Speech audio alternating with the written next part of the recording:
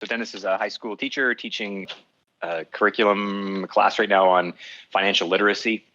Eden Expansion Group, however, it ended up being more of working with Dennis on presentations for his class. Started with like just financial literacy about what is money versus currency, and something that many of us in crypto can appreciate that difference. And then it got into, well, why Bitcoin, or why cryptography as far as Bitcoin being another alternative to digital scarcity, why it could be used for money, and then why EOSIO came. So there was a lesson on EOSIO versus just proof of work. Now we're at the stage finally where he's going to do a lesson on fractal governance, kind of to close out the semester. I guess it's a full year at this rate. So that's sort of what the primary thing has been.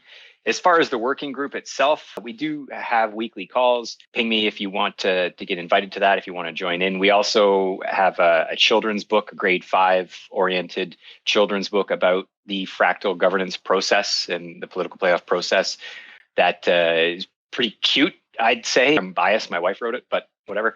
We also had a Pomelo pitch. Season 1 and Season 2 was there. So funds from Season 1 haven't been touched. Season 2 also have not been touched, obviously. So the intention there is we will put up a bit of a website to make this all publicly and easily available. Maybe get an illustrator for that children's book and make that free and available for PDF download. And then use this as a kind of a starting point to share some ideas about fractal governance.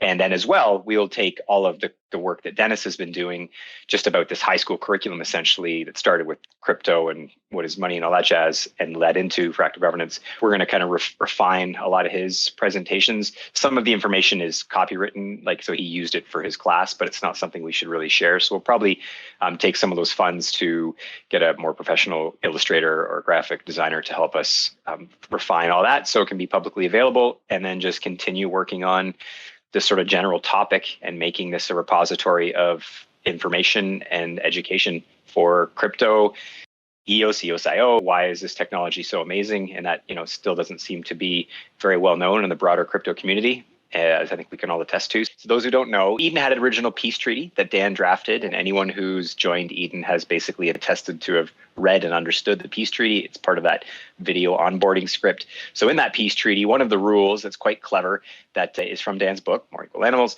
is that any sitting government or any sitting set of leaders can't just arbitrarily change the rules of the organization and then ratify them to be actually ratified rules that people have to follow. And the idea is this idea of sort of incumbent advantage, where if I'm in power, I'm going to change the rules so that I remain in power for the next election, whether that's gerrymandering, which is like your districts to make sure that my team wins, or whatever it might be, right? So I can change the rules. So in Eden, in order for the rules to change, the current set of leaders, so the chief delegates, have to propose new rules, and then the subsequent election needs to take place, and those elected leaders have the opportunity to ratify the previously proposed changes to the peace treaty, or in this case, it's a bylaw. We've changed it just to bylaws. So a lot of the discussion has been around these next set of CDs here are looking at what was proposed by myself and Lovejoy and others, and sort of basically, do they want to ratify these? And one of the big challenges is that what needs to be ratified requires code changes.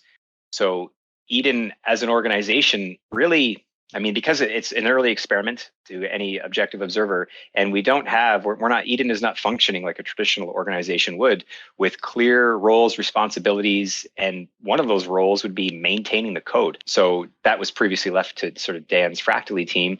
And since they're moving on to Fractally, they're not maintaining that code anymore. So now Eden as an org, that's one of the biggest challenges, is how do we now take these bylaws and then ratify them, but then also the bylaws will be out of sync with the code. And so we've got to get that code fixed. So that's one of the big topics on their agenda. They motioned and created in the last meeting an office, or a sphere, as Chuck McDonald calls it, around technical lead. So someone's going to take that role. It does look like, I know Edgar, who is the chief delegate, his dev team, Edenia, I do believe they're going to put forward a proposal. There is an RFP that's been issued as well within the Eden members group. So any Eden members, if you're a developer type or have a team and you're considering that you might be able to take on that responsibility, I expect it would be paid. That's still not quite cleared how that's going to be done exactly. But yeah, so that's kind of one of the big things, is to get the code changed. And then the changes are each election will be 3 months apart as opposed to 6 months apart. And the dues to enter are no longer going to be 10 EOS, but 3 EOS. And the final big change is that the head chief delegates, the amount of funds they receive is no longer 5-ish times what a regular chief delegate would get.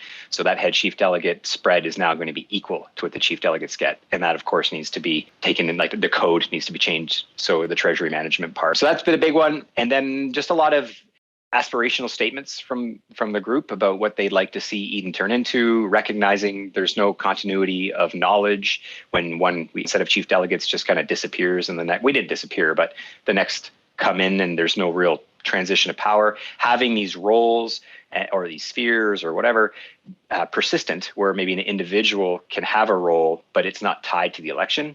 That's something that I know Josh Seymour, myself, and Lovejoy, we've talked about this for a long time, like 8 months ago or something. Last summer, we were talking about this idea of using a holonic system like a holacracy, where there's roles within the organization, and then Eden leadership can basically vote to appoint individuals to those roles.